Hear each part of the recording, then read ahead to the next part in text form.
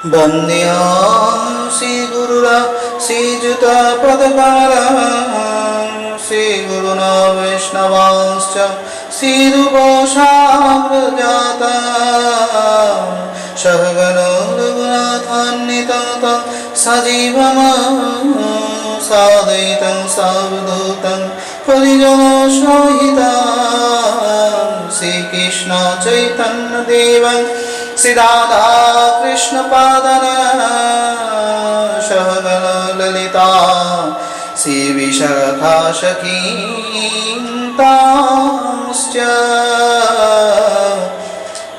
अज्ञानतिमिरान्धस्य ज्ञानाञ्जनशलाकया चक्षुरुन्मीलितं येन तस्मै श्री गुरवे नमो नमः।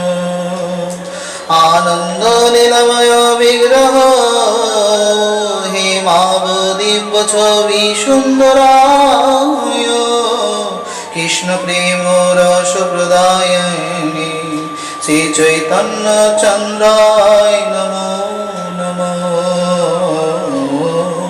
नमो नलिनी नेत्राय विनुर्वर्ध विनोदिने राधाधरो सुधापाने शलिनी वनमालिनी राधा रसिश्वरीं रम्यं गोविन्दं महिनीं परां विश्वभानुं सुतं देवी नमामि हरिप्रियां। वृन्दा वै तुलसीदेवा वै प्रिया वै केशवश्च कृष्ण भक्ति पदे देवी सत्यवत्यै नमो नमः। वाञ्छाकल्पतरुभ्यश्च कृपा सिन्धुभ्येव च पतितानां पावनेभ्यो वैष्णवेभ्यो नमो नमः। हरे कृष्ण कृष्ण कृष्ण हरे हरे हरे राम राम राम हरे हरे। नमस्कार सुधी भक्तबृंद सकलेर श्रीचरणे आमार विनम्र प्रणाम। आमरा कृष्णतत्व पर्व 9 आशा करी दूर हबे आमादेर कामना बासनार भय थेके भक्तिपथे हबे जय। आपनारा एई पर्वे आलोच्य विषय सम्बन्धे गोपी बिरह, विशेष करे गोपीदेर बिरह हबे केमन करे ता आमरा शुनब। चलुन तबे आमरा आसि मूल सेई आलोचनार आलोच्य विषय। गोपी शब्देर अर्थ गो शब्दे इंद्रिय, पपी शब्दे सुधा। पान करा बा पान करानो उभयटी आसते पारे। इंद्रियेर सुधा पान करानोर जन्य इंद्रियगुलोके परिच्छन्न करे नेওয়াই हलो गोपीदेर पूर्ण इच्छा, जेटी रास। तारा प्रकृतपक्षे सकल इंद्रियगुलोके सुसज्जित करे भगवान श्रीकृष्णेर सेवाय नियोगी करार चेष्टाय श्रीकृष्णेर काछेई एसेछेन तादेर देहगत मनोगत एवं इंद्रियगत जातनार कथागुलो तुले धरार जन्य। सेई जातनागुलो प्रेक्षापटे अनेक भयंकर, यदिओ आमादेर एई सांसारिक प्रेक्षापट अनेकटाई बिरल दुर्भावना प्रकाश करे देय। सेक्षेत्रे एई जायगाटिके आपनादेर बुझे निते हबे सेई अंतरंग भाव निये तारा सकले एसेछेन तादेर निजस्व बेदना प्रकाश करते। बेदनागुलो छिलो खूब भयंकर, जा तादेर सब समय कृष्ण थेके दूरे राखे। तादेर इंद्रियगुलो कृष्ण दर्शन करते पारे ना, ताई तारा कृष्णेर काछे एसेछिलेन। इतिपूर्वे तारा कृष्णेर संग लाभও करेছিলেন, কিন্তু दुःखेर विषय इंद्रियेर गतिटाई हलो एरकम, माने ओई गो शब्देर गतिटाई हलो एरकम। गो जेहेतु गतिर साथे जुक्त, ताई से गतिवान हये अहंकार प्राप्त गर्भ प्राप्त हये जाय। एकई इंद्रियेर गति एवं गर्भे रूपान्तरित हये जाय, जेटा अहंकार बोलले भूल हय ना। তাই তারা তখন তাকে হারিয়ে ফেলেন এবং সেই যে যার কাছে তারা আবেদন নিয়ে এসেছিলেন তাকে হারিয়ে ফেলে তারা ভীষণভাবে শোকামর্মত হয়েছেন। তারা তখন বুঝতে পেরেছেন যে এই আমাদের মনের ভিতরে হওয়া পাওয়ার যে অহংকার, অর্থাৎ আমরা পেয়েছি এই যে বোধ, আমাদের জীবনে ভক্তি আনন্দ পেতে বাধা প্রাপ্ত হয়েছে। তাই তারা তখন বিরহ গীতিতে গাইছেন আর বলছেন। গোপী উৎস মাধ্যমে তারা বিশেষ আনন্দ বর্ধন করেছেন। জয়তি তেহধিকং জন্মনা ব্রজয় শ্রেয়ত ইন্দিরাশস্য দত্র হি দয়িত দিশতাং দেখো তাবকা স্তৈধিতস্তবস্তাং বিচিম্বতে বিচিম্বতে।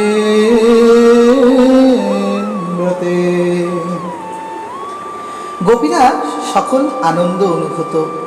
তারা তাই বলেছেন, হে দ্বৈত, যাকে কোথাও আর দ্বিতীয় রূপে পাওয়া যায় না, তোমার জন্ম ব্রজভূমিকে আনন্দ মহিমায় আনন্দ দান করে তুলেছে।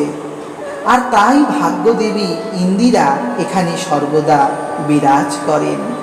কেবলমাত্র তোমারই জন্য আমরা তোমার অনুগত দাসীরা আমরা জীবন ধারণ করেছি। প্রকৃতপক্ষে আমরা তোমাকেই সর্বত্র খুঁজে বেড়াই। দয়া করে তুমি আমাদের দর্শন দাও। এই তো হওয়া উচিত, এই তো আমাদের মূল লক্ষ্য, যে লক্ষ্যের কথা বলছেন গোপীদের ভাষার মাধ্যমে। তারা বলেছেন আমাদের সেই জয় কোথায়, যে জয়ে আমরা আনন্দ পাব। পরবর্তীতে বললেন, শরদুদাশয় সাধু জাতস্য সরসী জরোদর সেমোষা দিশা সুরত নাথ তেহ শুক্লক দাসিকা বরদ নিঘনত নেহা কিংবধ নেহা কিংবধ। হে সুরনাথ, তোমার দৃষ্টির সৌন্দর্যে শরৎকালীন সরোবরের সুজাত বিকশিত কমল গর্ভে সৌন্দর্যকে অতিক্রম করে। হে অভীষ্ট পদ, নিজেদের যাত্রা আনন্দ অনুভূতি দেয়। যারা বিনামূল্যে তোমাকে সমর্পণ করে, সেই দাসীদের তুমি বধ করছো। এটাকে কি বধ বলে না? দেখেছেন কিভাবে বললেন তারা? কি বললেন জানেন তো? তারা বলছেন, আমরা যে তোমাকে বিনামূল্যে আমাদের সমর্পণ করেছি, না ধন না জন, না আত্মীয় না স্বজন, না বন্ধু না সুখ না সম্পত্তি, কেবল তোমার চরণ যুগল শিরে ধারণ করতে চাই। আমাদের নিজেদের দোষগুলোকে শুধরে নিতে চাই। তা না করে তুমি আমাদের ছেড়ে চলে গেলে। তুমি তো জানো, তুমি চলে গেলে আমাদের বধ হওয়া থেকে কেউ রক্ষা করতে পারবে না। বধ মানে অশুভ জিনিসকে বধ করা হয়, অর্থাৎ আমরা অশুভ ইন্দ্রিয়ের দ্বারা বধ হয়ে যাব। তুমি কি আমাদের এই বধ থেকে কোনো রকম উপায় বের করে দিতে পারো না? এর অর্থ তাই দাঁড়ায়, আমাদের এই সংসাররূপী যাতনাময় প্রেক্ষাপটে আমরা প্রতিনিয়ত একের পর এক ইন্দ্রিয় তপ্ত যাতনা, মায়াবদ্ধ যাতনায় বধ হচ্ছি। সে কথাই তো তুলে ধরলেন গোপীরা। শেষে তারা বললেন, এই দাসীদেরকে তুমি বধ করছো, তাকে তুমি বুঝতে পারছো না? এটার নাম কি বধ নয়?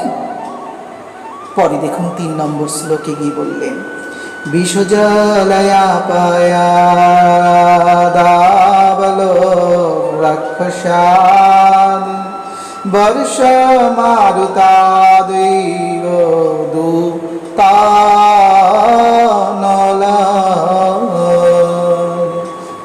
বিষময়াত্মজা দিশত ভয়ান ঋষভতে বয়ং রক্ষিতা মোহ। হে পুরুষ শ্রেষ্ঠ, আপনি বারবার আমাদের সর্বপ্রকার বিপদ থেকে রক্ষা করেছেন। বিষাক্ত জল থেকে, ভয়ঙ্কর নরখাদক অর্ঘ থেকে, প্রচণ্ড বর্ষণ থেকে, তৃণাবর্তা সুর থেকে, ইন্দ্রের ভয়ঙ্কর বজ্র থেকে, বিষময় যাতনা থেকে, বিষাসুর থেকে, ময়দানবের পুত্র থেকে। প্রকৃতপক্ষে এরা কারা, এই সম্বন্ধে এখানে আলোচনা আছে। বিষম যন্ত্রণা, সে যন্ত্রণা কিরকম ছিল, কত রকমের ছিল, সে যন্ত্রণায় কি কি ছিল? সে যন্ত্রণায় ছিল ভয়ঙ্কর কষ্ট। বিশ্বস্বরূপ অরিষ্টাসুর, সে কে? তিনি বলেছেন, সর্বত গোপীরা বলছেন, আমাদের সর্বপ্রকার বিপদ থেকে, সর্বপ্রকার বিপদটা হলো এই সংসার ভবডোপী মায়া। বিষাক্ত জল, সে জলটা কি? সংসারের কামনা বাসনা পাওয়ার আকাঙ্ক্ষাই বিষাক্ত জল। ভয়ঙ্কর নরখাদক অর্ঘ থেকে, যারা আমাদের দেহের মধ্যে প্রতিনিয়ত ইন্দ্রিয় ভোগের সাধে আমাদেরকে বারবার আঘাত দান করছে, তাদের হাত থেকে। প্রচণ্ড বর্ষণ, অর্থাৎ এক প্রকার প্রচণ্ড আশা আকাঙ্ক্ষা থেকে, যে আশা আকাঙ্ক্ষা বারবার জন্ম মৃত্যু রূপে বারবার বর্ষিত হবে, পুনরূপী জন্ম পুনরূপী মৃত্যু বর্ষণ করবে, সেই বর্ষা থেকে তুমি আমাদের রক্ষা করছো। তৃণাবর্তাসুর থেকে, এক কথায় তৃণাবর্তাসুর হলো এক অতি ভারী অহংকার, যে অহংকার বারবার আমাদের ব্রত থেকে ভ্রষ্ট করে চলেছে। সেই ব্রতভ্রষ্টরূপী অসুরের হাত থেকে তুমি আমাদের রক্ষা করেছো। আমাদের এই যে ভার হওয়া, বারংবার আমরা ভারাক্রান্ত হওয়া, এর থেকে তুমি আমাদের রক্ষা করেছো। ইন্দ্রের ভয়ঙ্কর বজ্র, সে বজ্র হলো বিধি, অর্থাৎ বিধাতার লেখার নিয়ম থেকে তুমি আমাদের রক্ষা করেছ। অরিষ্টাসুর তথা বিষাসুর হলো একটা বিষ, মানে সার। সেই সারের যে কার্যকর্ম, সারের যে গর্জানি, সেই গর্জানিটাই হলো আমাদের ইন্দ্রিয়ের ভিতরে থাকা ভয়ঙ্কর পরিস্থিতি।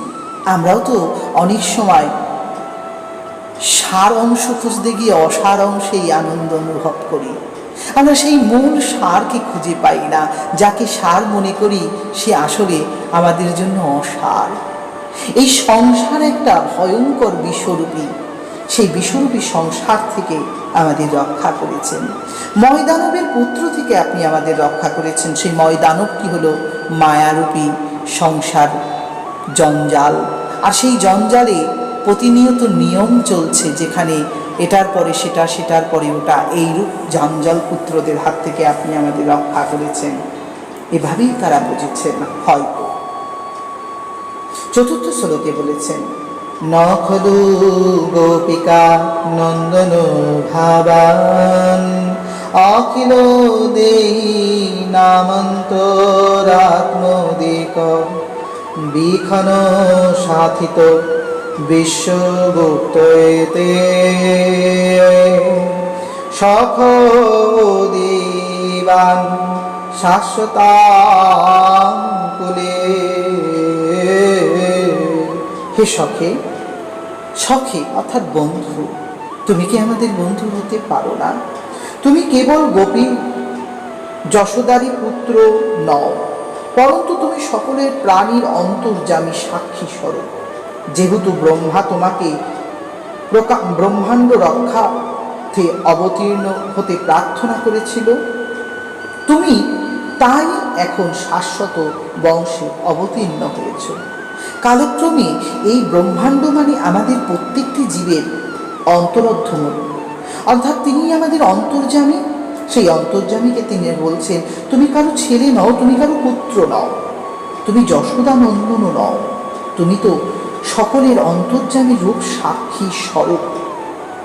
এক কথায় তো বোঝাই যায় সেই তো আমাদের অন্তঃস্থলে বাস করার কথা, কিন্তু দুঃখের বিষয় তা না হয়ে আমাদের অন্তঃস্থলে মায়ার বাস হয়েছে।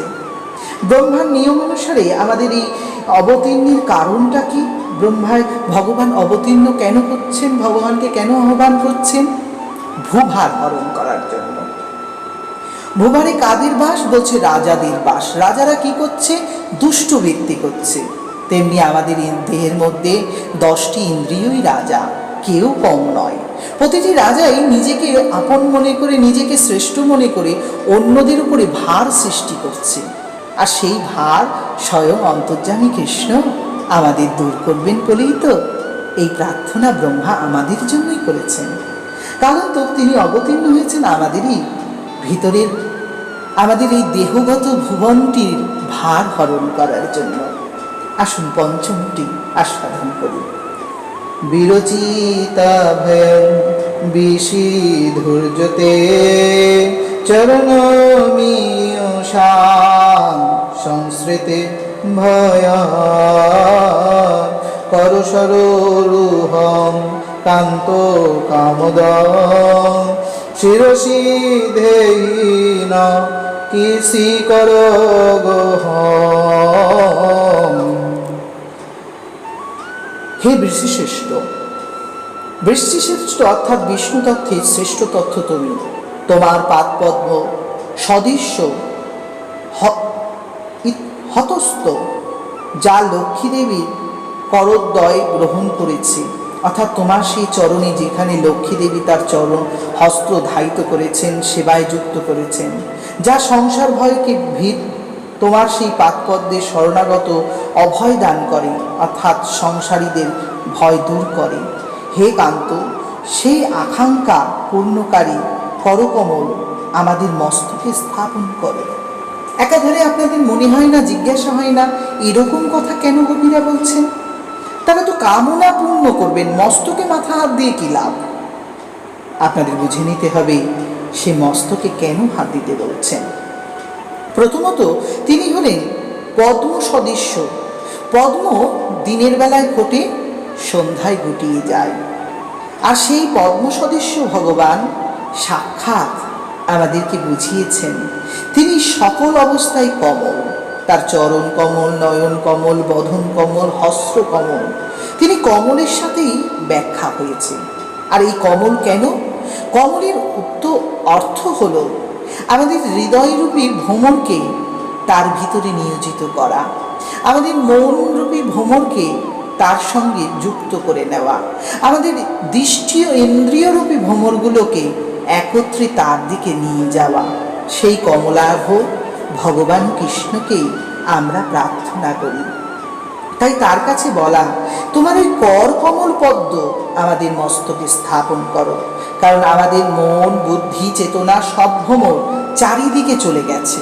ওগুলো যাতে একসাথে তোমার শরণাগত হয়, তার জন্য তোমার ওই করকমল অর্থাৎ তোমার সেই পদ্ম হস্ত্রটি আমাদের মাথায় দিলে পরে সেই হস্ত্রের বন্ধে আমাদের মন, ইন্দ্রিয়, ভ্রমরগুলো সব এক জায়গায় হয়ে একত্রে তোমার সেবা করবে। আশা করি বুঝতে পারলেন। আসুন এবার 6 নম্বর আস্বাদন করি।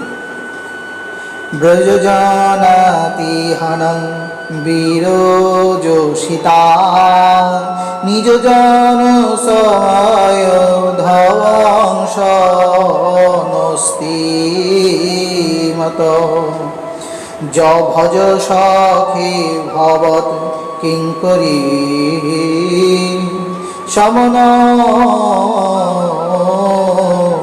জলরুহাননং চারু দর্শন চারু দর্শয়।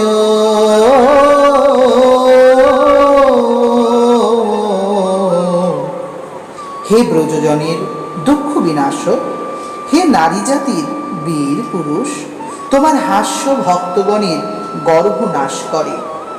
হে সখে, দয়া করে তোমার দাসীরূপে আমাদের গ্রহণ করে তোমার সুন্দর বদন কমল দর্শন করা, এর অর্থটা কি? প্রকৃতপক্ষে কি বললেন গোপীরা এই 6 নম্বর শ্লোকে?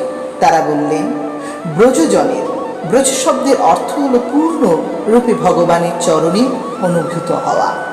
একাধারে সেই চরণে যে অনুভূত হয় তার দুঃখ বিনাশ হয়। সে দুঃখটা শুধু জাগতিক নয়, পারমার্থিক দুঃখ আছে, সেটাও দূরীভূত হয়। এবং সেই নারী জাতির বীর পুরুষ, তাকে বলা হয়েছে সে নারী জাতির বীর পুরুষ। তাহলে সে পুরুষ জাতির নয়, তাহলে নারী জাতি কাদের বলা হয়েছে? নিশ্চয়ই আপনারা বুঝতে পারছেন।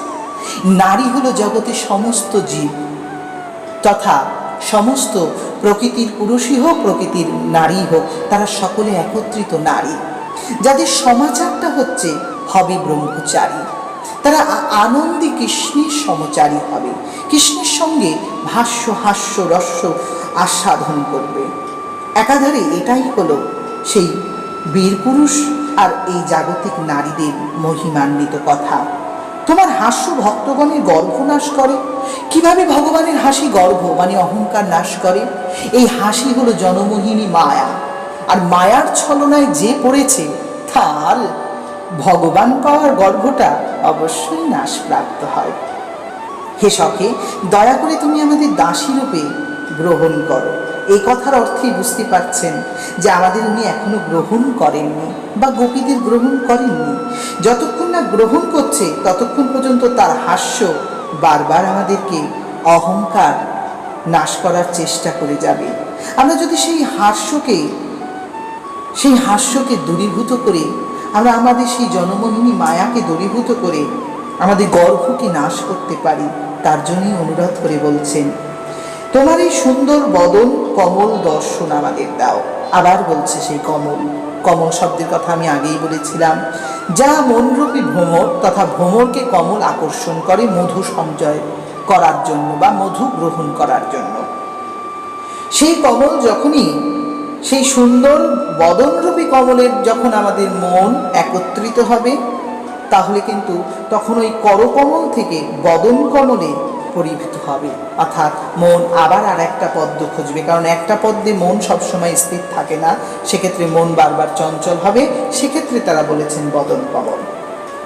আসুন এবার আস্বাদন করি আমরা 7 নম্বর, প্রণত দেহিনা পাপ কর্ষণা তৃণচরানুগাংসে নিকেতনম ফণিফানার্পিতং তে পদাম্বুজাও কীর্ণকুচেষু ন কীর্ধি ঋচ্ছয়। তোমার পাদপদ্মদ্বয় শরণাগত সকল প্রাণীর পাপ বিনাশ করে। হে পদদ্বয়, তীর্ণচর গাভী অনুগমন করে এবং তা লক্ষ্মী দেবীর নিত্যবাস স্থান বলে জানবে। তুমি একবার কালিয়নাগের কোণার সেই পাদপদ্ম স্থাপন করেছিলে, সে কালিয়নাগের সমস্ত দুঃখ বিষ তুমি দূর করেছিলে। দয়া করে সেই পাদদ্বয় আমাদের স্থনে অর্পণ করে আমাদের হৃদয়ের কাম ছেদন করো। দেখুন, এই অর্থ আপনারা নিশ্চয়ই বুঝবেন, তাহলে বোঝার চেষ্টা করি। সেখানে তারা স্পষ্ট করে বলেছেন, শ্রীকৃষ্ণের পাদপদ্ম শরণাগত জীবের সকল পাপ বিনাশ করে। এই পাদ পদ্ম, এবার গেল বদন পদ্ম থেকে পাদ পদ্ম, বদন কমল থেকে পদকমলে গিয়ে বিরাজত হলো। আগে শুনলেন হস্তকমল, তারপরে শুনলেন বদন কমল, এবার পদকমল। পদকমল কি করে? পাপীর পাপ নাশ করে।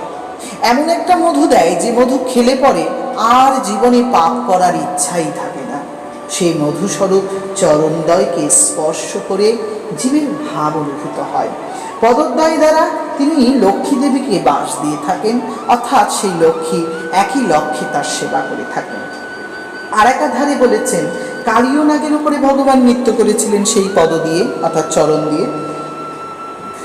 কিন্তু সেই চরণ দিয়ে যখন তিনি নৃত্য করেছিলেন তখন কালিয়নাগে পরম আনন্দ এবং ভগবানের চরণ চিহ্ন পেশি অভয় প্রদত্ত হয়েছিলেন। গরুর তাকে কোনো রকম যাতনা দেবে না, সংসার তাকে আর কোনো বাধা দেবে না। 100 কোনা বিশিষ্ট সেই কালীয় নাগ মুহূর্তের মধ্যে সেই প্রভুর চরণ প্রাপ্ত হয়ে নিষ্কাম হয়ে গিয়েছিলেন, তার বিষ পর্যন্ত কমে গিয়েছিল। তাহলে এখানে পরিষ্কার করে বোঝাতে চেয়েছেন সেই গোপীরা বলেছেন কি, দয়া করে সেই পদদয় আমাদের স্তনে অর্পণ করো। স্তন দেশে, অর্থাৎ আমাদের যে স্তন দেশের মাঝখানে যে স্থল, সেটা হলো আমাদের বক্ষ। আমাদের সেই বক্ষের মধ্যমণিতে হচ্ছে হৃদয়। সেই হৃদয়ে থাকে সবসময় কাম। সেই কামকে দূর করার কথাই বলছে। অর্থাৎ সেই বিষাক্ত সাপ কালীয়র বিষ থাকে তার মাথায়, আর আমাদের ভিতরে কামরূপী বিষ থাকে আমাদের বক্ষে স্তনের মধ্যভাগে। অর্থাৎ আমাদের সেই স্তনটিকে তিনি পদাঘাত করতে গোপীরা বারবার বলছেন, প্রভু তুমি এখানে পদ অর্পণ করে দাও, তোমার চরণটা একেবারে আমাদের জন্য এই হৃদয় স্থানে দাও, তাহলে আর আমরা কোনো রকম বিভ্রান্তকর চিন্তায় মগ্ন হব না। কোনো লোভ আমাদের কাম আমাদের জীবনকে তোমার ছাড়া করতে পারবে না। এটি এর স্বার্থ ভাবার্থ রইল। আসুন 8 নম্বর আস্বাদন করি। মধুরা গীরা বলগু বাকায়া বুধ মন গয়া পুষ্কর রেক্ষণ বিধি করি রে মা বীর মুহূর্তির অধর সিধুনা কায়সন। হে পদ্মলোচন, তোমার এই সুমধুর কণ্ঠস্বর ও মনোহর পদাবলী যা বিদগ্ধ জনের মন আকর্ষণ করে, তা আমাদেরও ক্রমশ বিমোহিত করেছে। হে আমাদের প্রিয় বীর, দয়া করে তোমার দাসীকে তোমার অধরামৃতে সঞ্জীবিত করে তোলো। এখানে পরিষ্কার বুঝিয়েছেন ভগবানের সেই সুমধুর বংশীধ্বনি, সুমধুর বার্তালা, তেনার সেই বলা কথা, যা পদাবলী মনকে মুহূর্তের মধ্যে আকর্ষণ করে। ভগবানের মহিমান্বিত কথা শ্রবণে হৃদয় আকর্ষিত হয় এবং মুহূর্তের মধ্যে সে পরিবর্তিত হয়ে যায়। একথাই গোপীরা বলেছেন, আমাদের প্রিয় বীর, হে আমাদের প্রিয় বীর। বীর কেন বললেন? তিনি সমস্ত অবস্থায় জয় প্রাপ্ত হয়। বীর হলো যোদ্ধা। সেই যোদ্ধা সব রকম অস্ত্র শিক্ষায় শিক্ষিত। একমাত্র সে কেবলমাত্র আমাদের গোবিন্দ। অন্য কোনো দেবতা, অন্য কোনো ঋষি, অন্য কোনো মুনি, অন্য কোনো তথ্য নেই যারা আমাদের সকল ইন্দ্রিয়কে জয় করতে পারে। যে পারেন সে হলো গোবিন্দ। গো শব্দে ইন্দ্রিয়, বিন্দ শব্দে আনন্দ বা জয়।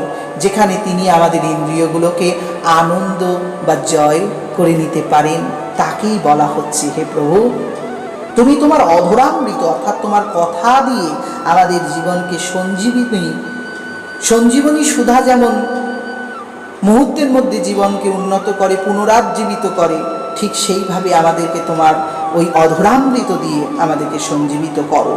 এইটি বোঝাতে চেয়েছিলেন গোপীরা। অর্থাৎ প্রভুর কথামৃত আমাদের জীবনকে পুনরায় জীবিত করবে, সেটাই আবার আস্বাদন করে আমরা বুঝতে চেষ্টা করেছি। আসুন আমরা 9 নম্বর শ্লোকটা আস্বাদন করি। তব কথামৃতাং তপ্ত জীবনং কবিভিরিতাং কল্মষাপং শোভন মঙ্গলম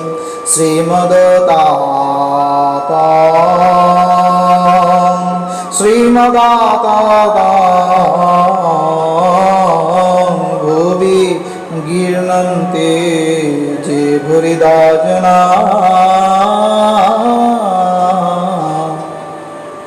হে প্রভু, বহু জন্মে বহু সুকৃতিকারী মনুষ্যরাই এ জগতে এসে তোমার প্রেমতত্ত্ব ব্যক্তিদের জীবন স্বরূপ কবিদের সঙ্গীত, কলুষনাশী শ্রবণমঙ্গল, সর্বতাপ ক্লিষ্ট, সর্বব্যাপক তোমার কথামৃত সার জগৎ জুড়ে প্রচার করেন।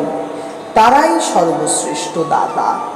আদতে এখানে পরিষ্কার বুঝিয়েছেন তোমার কথার মহিমা সমস্ত জগৎকে আনন্দ প্রদান করে।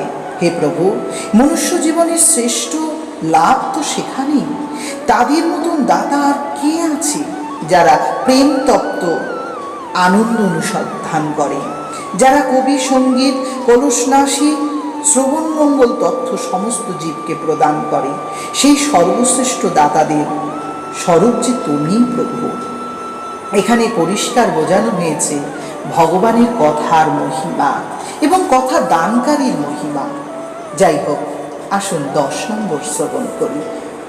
প্রহসিতং প্রিয় প্রেম বিক্ষণা বিহরণ চতে ধ্যান মঙ্গলম রহসি সংবিদ জারি দিস্পৃশ কুহুক নমন ক্ষোভয়ন্তি।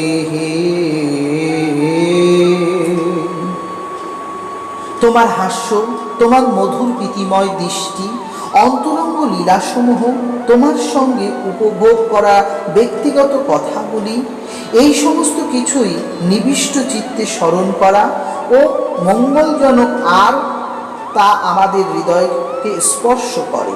কিন্তু একই সঙ্গে হে কপট, তা আমাদের মনকে অত্যন্ত ক্ষুব্ধ করে তোলে।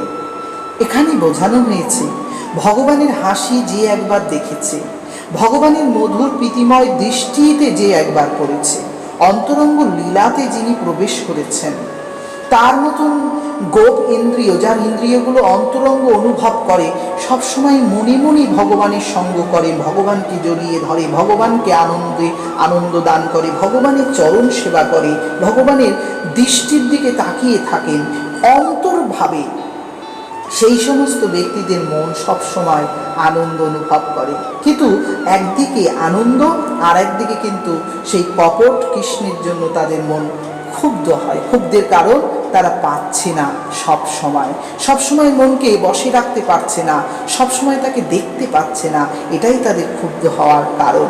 স্বাভাবিক সংসারেও এটাই সত্য। আসুন 11 নম্বর শ্লোকটি শুনি। চলসি যদ ব্রজাচয়ারণ পশুন নলিন সুন্দর নাথ তে পদম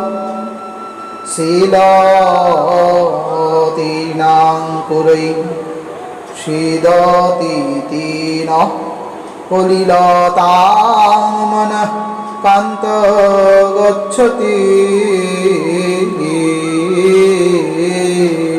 হে নাথ, হে কান্ত, তুমি যখন গোষ্ঠ ত্যাগ করে গোচরণে গমন করো, তখন কমলের চেয়েও মনোহর তোমার পাদদয়, তীক্ষ্ণ শস্য এবং বিভিন্ন কঠিন জায়গায় পড়ে ব্যথা প্রাপ্ত হবে, এই চিন্তায় আমাদের মন সবসময় বিচলিত থাকে। এই গোষ্ঠটা কোন? বলছে দেহ। এই দেহটা ত্যাগ করে যখন ভগবান গোচরণে চলে যায়, অর্থাৎ ইন্দ্রিয় আচরণ করতে চলে যায়, ইন্দ্রিয়দের অনুসন্ধান করতে চলে যায়, তখন গোচরণে যাওয়ার সেই প্রভুকে বারবার মনে হয় সে যেন তার চরণখানা কোনো তীক্ষ্ণ ব্যথা প্রাপ্ত না হয়, সে যেন কোথাও ব্যথা পেয়ে আটকে না থাকে। সেই কারণে তাদের মন, অর্থাৎ যিনি ভগবানকে ভালোবাসে তার মন সবসময় বিচলিত থাকে। কারণ যখনই মন থেকে, দেহ থেকে প্রভু চলে যান, তখনই দেহ বারবার প্রভুকে অনুসন্ধান করেন। পাছে এই সংসার গোচরণের ক্ষেত্রে এই জঙ্গলে যদি একবার প্রভুর ব্যথা বা হারিয়ে যায়, তাহলে তাকে পাওয়া যাবে না। এটি তারই স্বরূপ, বুঝে নিতে হবে। আসুন 12 নম্বরটা শুনি। দীন পরীক্ষায়ে নীলকুন্তলৈর বনরুহাননং বিভ্রদাবিতং ঘনরজ সরলং দর্শনমুহুর্নমো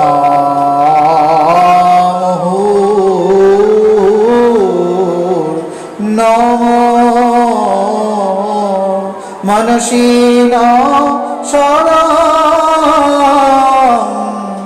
বিরজচ্ছসি। দিনের শেষে ধুলো ধূসিত ঘন নীল কুন্ত লাবৃত্ত তোমার বদন কমলখানি পুনঃ পুনঃ আমাদের প্রদর্শন করে হে বীর, তুমি আমাদের মনকে স্মৃতি বেদনা উৎপন্ন করো। অর্থাৎ যখন তুমি আবার সেই গোচরণ করে আমাদের কাছে তুমি আসো ধুলো বালি মেখে প্রলেপযুক্ত হয়ে, তখন তোমার ওই পূর্ণ বদন দর্শন করে আমরা সেই কমলখানিকে আবার কি করে ফুটাবো সেই চিন্তায় আমরা ব্যস্ত থাকি।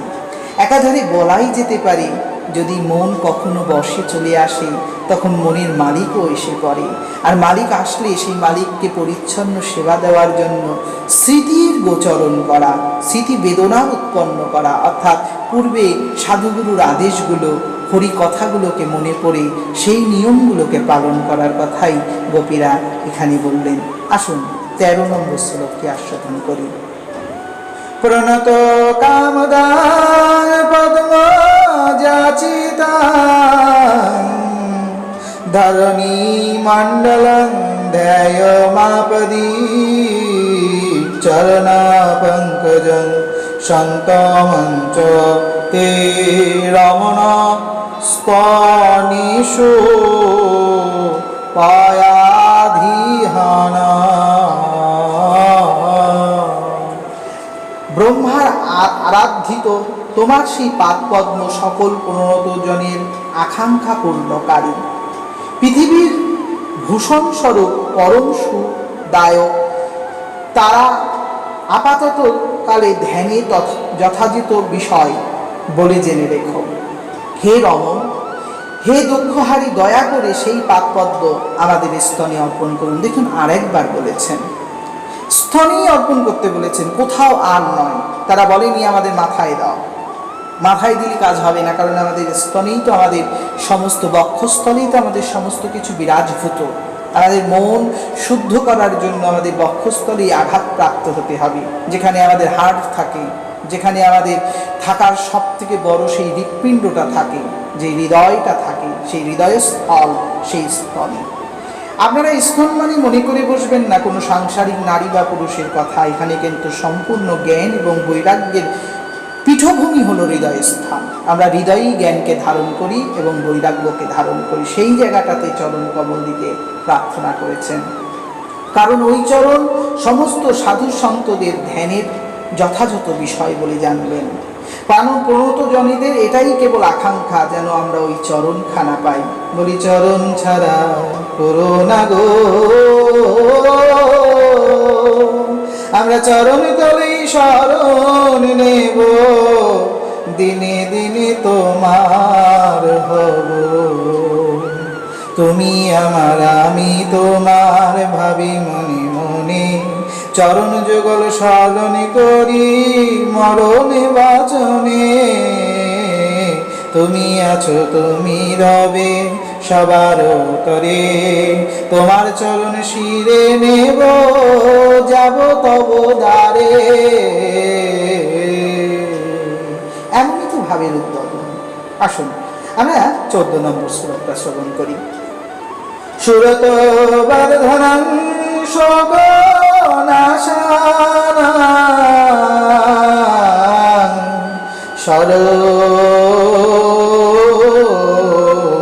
শরিত বেণুনা সুষ্ট চুম্বিত ইতরাগ বিস্মরণং নিম্না বিরত বীরনস্তে ধারামৃত নস্তে অধরামৃত। হে বীর, দয়া করে তোমার মাধুর্য সুখবর্ধক, শোক বিনাশক সেই অধরামৃত আমাদের বিতরণ করো।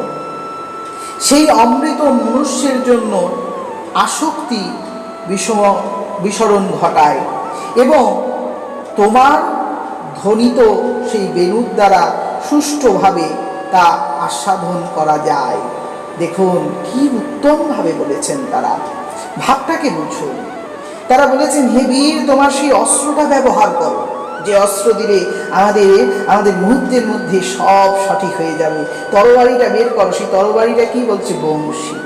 সেই অস্ত্র কি? বীরের সেই অস্ত্র কি? মাধুর্যরূপ সুখবর্ধক, মাধুর্যরূপ সুখ, সেই বংশীর ধ্বনি। কোথায় সেই বংশী? সেই বংশীর ধ্বনি করো প্রভু। তোমার সেই বংশীখানা বাজালেই আমাদের জীবনে অমৃত লাভ হবে, আর সেই সুষ্ঠুভাবে আমাদের আস্বাদন করাবে সেই বংশীর ধ্বনি, যা 7টা ঋতু তথা 7টা তথ্যের পরিপ্রকাশ করবে, 7টি হৃদতথ্যের পরিপ্রকাশ করে স্বরলিপির মাধ্যমে আমাদের হৃদয়কে সরল করে তুলবে। সেই সরল করে তোলা হৃদয় যখন ঋতু দ্বারা আচ্ছাদিত হবে, তখন সে পুনরায় ভক্তি মার্জনা পরিপীড়িত হবেন। পরমেশ্বর ভগবান শ্রীকৃষ্ণের কৃপায় এইরূপ ভাব আকর্ষিত হলেই ভক্তিপথ উন্নত হয়ে উঠবে। হে বীরগণ, যাদের মধ্যে এইরূপ ভাব আকর্ষিত হয়েছে তারাই তো উন্নত হয়েছেন। সুতরাং শোক নাশক স্বয়ং ভগবান শ্রীকৃষ্ণের চরণারবিন্দে প্রণতি নিবেদন করে তারা এই কথাই বলেছেন। তারা যা বলেছে তা আপনারা নিশ্চয়ই বুঝেছেন। কৃষ্ণের বংশীর ধ্বনি শুনলেই তো মন ছুটে যায়। কে বাজালি বাঁশি ভাঙ্গা কুঞ্জতে, বাঁশির সুরে মন যে আমার নেচে ওঠে। কে বাজাল বাঁশি আমার ভাঙ্গা কুঞ্জতে, বাঁশি শুনে কুঞ্জ যেন কাঁদিয়া ওঠে। কুঞ্জে আমার কুঞ্জের মালিক গেল কোথাতে, কে বাজালে বাঁশি আমার ভাঙ্গা কুঞ্জতে। বাঁশি শুনি মন যে আর রয় না ঘরেতে, রয় না ঘরেতে। আসুন 15 নম্বর শ্লোকটি আস্বাদন করি। অততি যদ ভাবান নহি কাননং, ক্রোতি যোগয়তে তাম্যোপশ্যতাম। কুটিল কুন্তলং শ্রীমুখং চতে, জরয় উদীক্ষতাং পক্ষম হৃদ দৃশরাম। দিবাভাগে তুমি যখন বনে গমন করো, তোমাকে দেখা না পাবে ক্ষণকাল আমাদের জন্য একযুগ হয়ে ওঠে। এমনকি যখন তোমার সুন্দর কুঞ্চিত কুন্তলযুক্ত মুখমণ্ডল অগ্রভাগে নিরীক্ষণ করি, মন্দ বিধাতার সৃষ্ট আমাদের চোখের পলক বারবার আমাদেরকে আনন্দ বিঘ্ন দান করে। সেখানে তারা বোঝাতে চেষ্টা করেছেন, তুমি যখন চলে যাও, অর্থাৎ এই মন থেকে তুমি একবার যখন হারিয়ে ফেলি, সেই যতক্ষণ তোমাকে না পাই ততক্ষণটা যেন এক যুগের সমতুল্য। যুগের সাথে এর তুলনা হয়েছে। এমনকি যখন সেই সুন্দর ভগবানকে দর্শন করতে থাকি, করতে করতে হঠাৎ যদি চোখের পলক পড়ে যায়, সেই পলক আমাদের বাধা সৃষ্টি করছে। এই ভাব আমাদের মধ্যে আসে প্রভু, কিন্তু দুঃখের বিষয় তুমি আমাদের কাছে নেই, তাই আমাদের এই সমস্যা। এখানেই পরিষ্কার বলছে, আখি যদি দিলে দুই পলক কেন দিলে, পলক দিলে দেখব কেমন করে তার মুই। আখি কোটি নাহি দিলে, দিলে কেবল দুই, তাহাতে পলক দিলে দেখব কেমনে মুই। আসুন 16 নম্বরটা আস্বাদন করি। প্রতিশ্রুতাম বয় ভাতৃ বান্ধবান, অতি গতিবিলঙ্ঘতে হন্তো চ্যুতাগতা গতিবিদস্তম্বোদগীতমোহিতঃ কি তব যোষিতা কন্তকস্ত যে নিন্নিশি তস্তস্যে নিন্নিশি।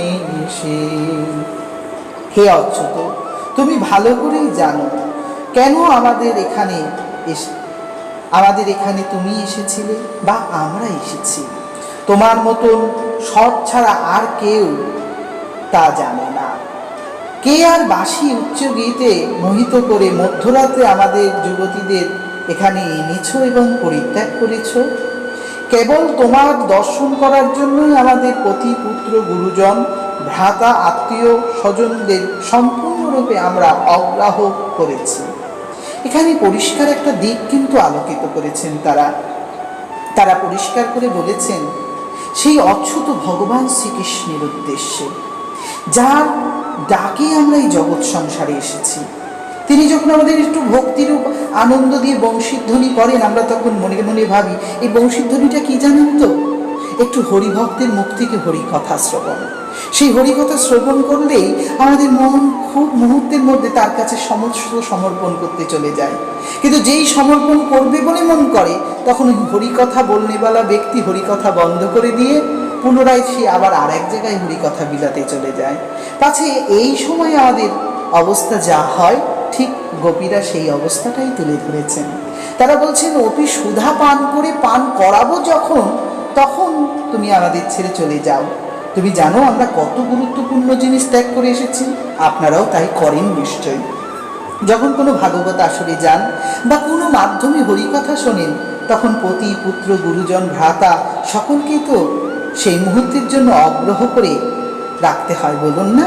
এটাই তো সত্য নাকি? এটাই তিনি বলেছিলেন। আপন ছাড়ি ধরি হরি সেই তো আপন হয়, কেবল আপন চরণ যুগল করো হে আশ্রয়। যারে মই আপন ভাবি সে তো আপন নয়, মায়াবাদী সংসারেতে স্বার্থের পরিচয়। মায়াবাদী সংসারেতে স্বার্থের পরিচয়। 17 নম্বর শ্লোকে বলেছেন, রহসি সংবিদান ঋচ্ছদয়োদয়া প্রয়সিতানাং প্রেম বীক্ষণম বিহদুরঃ শিয় বিক্ষধামতে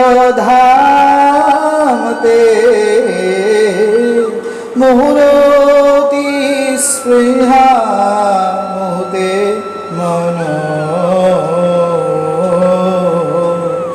আমরা যখন তোমার সঙ্গে একান্ত অন্তরঙ্গ কথোপকথনের কথাগুলি মনে করি, তখন আমাদের মন বারবার মোহিত হতে থাকে। আমাদের হৃদয়ে কামের উদয় অনুভব করি। আর তোমার হাস্যমুখ, তোমার প্রেমময় দৃষ্টি ও লক্ষ্মী দেবীর বিশ্রামস্থল, তোমার সেই বিশাল বক্ষকে মনে করি। এভাবেই তোমার প্রতি আমাদের অতিশয় স্পৃহা জন্মায়। প্রকৃতপক্ষে এটি হলো একটি উন্নত ভাব।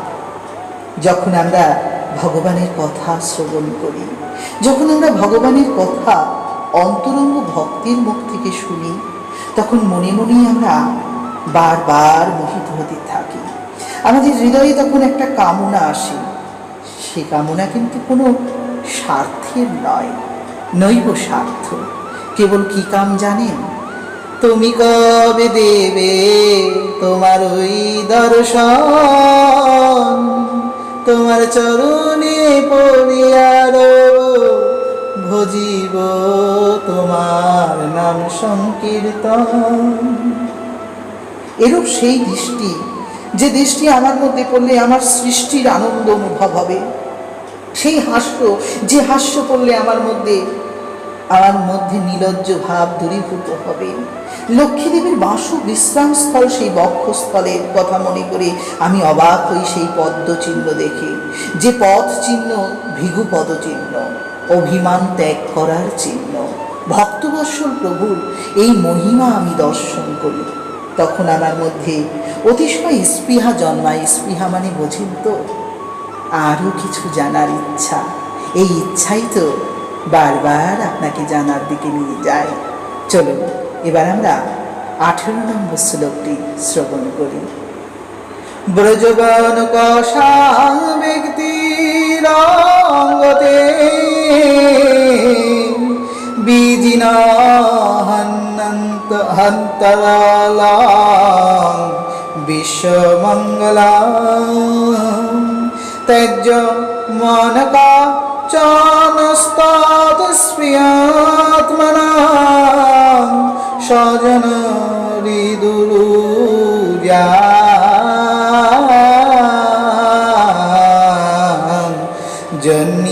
জন্নিষূদনম জন্নিষূদনম। হে প্রিয়, তোমার সর্বমঙ্গলময় আবির্ভাব ব্রজবাসীদের দুঃখ বিনাশক। আমাদের মন তোমার সঙ্গ আগ্রহে আকাঙ্ক্ষা করে। দয়া করে আমাদের কিঞ্চিৎ সেই ঔষধ প্রদান করো, যা তোমাদের তোমার ভক্তের হৃদয়কে ব্যাধি থেকে প্রতিকার করে থাকেন। দেখুন, আমি পূর্বেই বলেছিলাম আপনাদেরকে, হয়তো কৃষ্ণতত্ত্ব পর্ব 8 যারা শুনেছেন তারা বুঝতে পারবেন, এই যে ব্যাধি দূর করে ঔষধ দিতে বলেছেন। ওষুধ মানে তো বুঝতে পারছেন, ডাক্তার স্বরূপ ভগবান কৃষ্ণ, আর রোগী স্বরূপ আমাদের মতন জগৎ নারীগণ, যারা কামনা বাসনায় রত রোগী, যাদের মন সবসময় আমিত্বতেই নষ্ট, তাদেরকে তিনি বলছেন সর্বদুঃখ বিনাশক। ব্রজবাসীদের সঙ্গে যে দুঃখ বিনাশ তিনি করেছেন, আমাদেরও সেই বেদনা ব্যথা ব্যাধি দূর করুক, কিঞ্চিৎ ঔষধ প্রদান করুক। সেই ঔষধই তো আমাদের জীবনকে মাধুর্য ভাব লাভ করাবে। তার সেই মাধুর্য সম্পর্ক শুদ্ধ চিন্ময় স্তরে অনুষ্ঠিত হয়ে আমাদের সেই সঠিক আনন্দ দান করবেন, সেটাই আমরা প্রার্থনা করব। এটাই এখানে বুঝিয়েছে। আসুন একেবারে অন্তিম শ্লোকটি অর্থাৎ 19 নম্বর শ্লোক শ্রীমদ্ ভাগবতের এই গোপীগীত সম্বন্ধে আপনারা শুনছেন। যত্তে সুতজারণাম ভুজরুহাস্তনেষু ভীতা সন্नै প্রিয়দধিমহি কর্কশু তেনাটো বিমটসি তদর্থয়তে ন কিং শিব উপাদিভিভ্রমিতি ধীভবদায়ুষা। অর্থাৎ পরিষ্কার করে বললেন, হে প্রিয়, তোমার সুকমল চরণ কমল আহত হবে এই আশঙ্কায় তা আমরা আমাদের কঠিন স্তনে অত্যন্ত সন্তপ্তে ধারণ করতে চাই, এবং তোমাকে যাতে কোনো ব্যথা না দেওয়া হয়, তাই আমাদের সব থেকে কোমলতম স্থান অর্থাৎ সেই হৃদয়ে তোমার চরণটিকে রাখতে আমরা বারবার অনুরোধ জানাই। তুমি আমাদের জীবন স্বরূপ, তাই বনচারণের সময় পাথরকুচির আঘাতে তোমার চরণ যুগল আহত হতে পারে, এই আশঙ্কায় আমাদের চিত্ত উৎকণ্ঠিত হয়েছে। দেখুন, আপনাদের বোঝাবার জন্য এই পূর্ণ তথ্যটা আমি ধরে দিচ্ছি। এখানে পরিষ্কার করে বলেছেন, ভগবানের চরণে যাতে আঘাত না লাগে, সেই কারণে ভগবানের কাছে তারা প্রার্থনা করেছেন।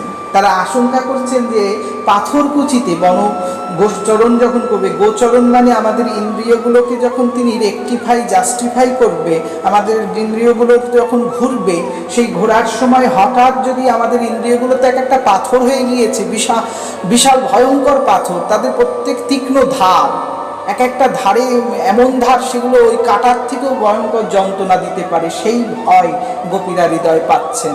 গোপীরা তখন বলছে যে আপনি একটা কাজ করুন প্রভু, চরণটা আমাদের এই কোমল জায়গায় রাখুন, যে জায়গাটা আপনি কোমল করেছেন আপনার কথা হরিনাম ভক্ত সঙ্গের মাধ্যমে, আপনি সেই জায়গায় চরণটা রাখুন, যাতে আপনার চরণে ব্যথা না লাগে। আমাদের হৃদয়টা এমনভাবে তৈরি করুন, আমাদের ইন্দ্রিয়গুলোকে এমনভাবে তৈরি করুন, যাতে আপনার গোচরণ লীলা করতে কোনো কষ্ট না হয়।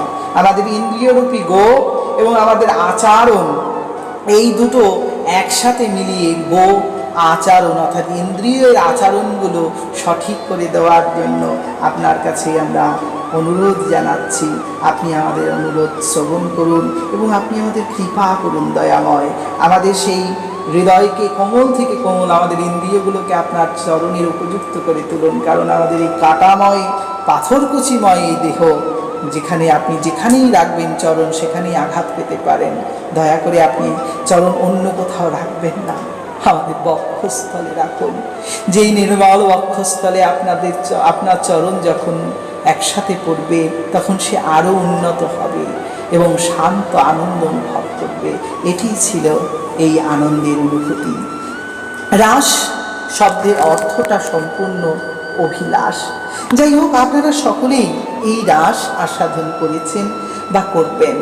9 নম্বর কৃষ্ণতত্ত্ব পর্বতে আমি আপনাদেরকে নবভাবের কথা প্রকাশ করেছি।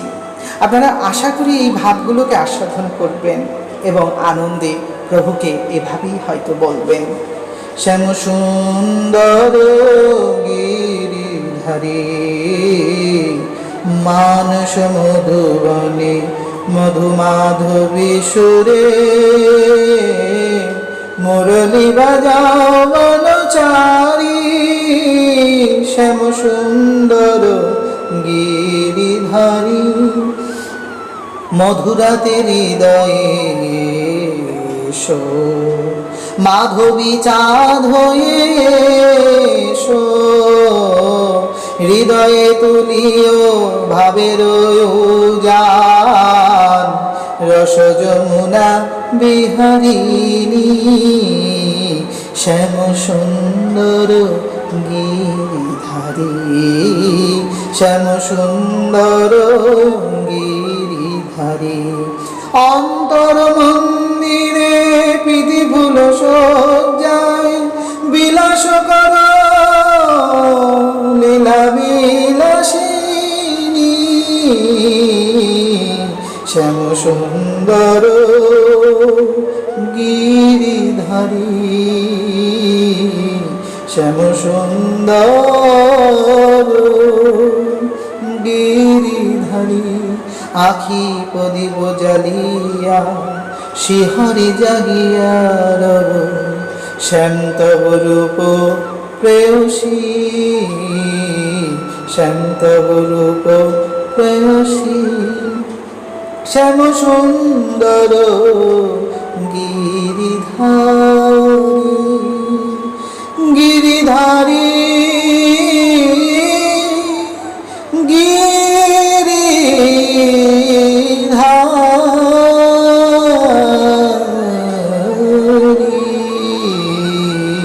কত সাধয় আশা গেল যে ঝরিয়া, পরতাই গলে মানা করিয়া। কত সাধয় আশা গেল যে ঝরিয়া, পরতায় মালে মালা করিয়া। পরতায় গলে মালা করিয়া, নপুর হইব তব চরণে, নপুর হইব তব চরণে। গাথিয়া মম নয়নে বাড়ি, শ্যাম সুন্দর গিরিধারী, শ্যাম সুন্দর গিরিধারী।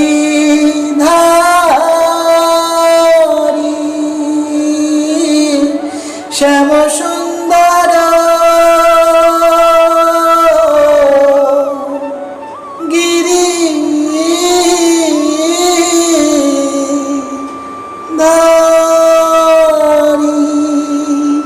মানস মধুবনে মাধবী মধুসুরে মুরলী বাজাও বনচারী বনচারী বনচারী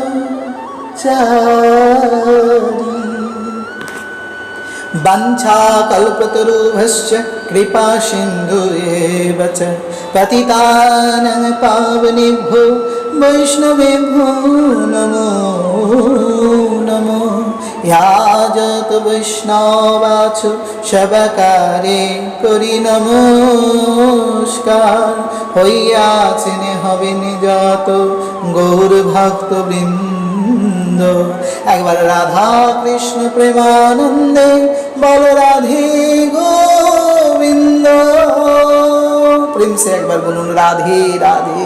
সবাই ভালো থাকবেন, প্রণাম নেবেন, অপরাধ নেবেন না, যদি কোথাও ভুল হয় মার্জনা করবেন। জয় শ্রী রাধে।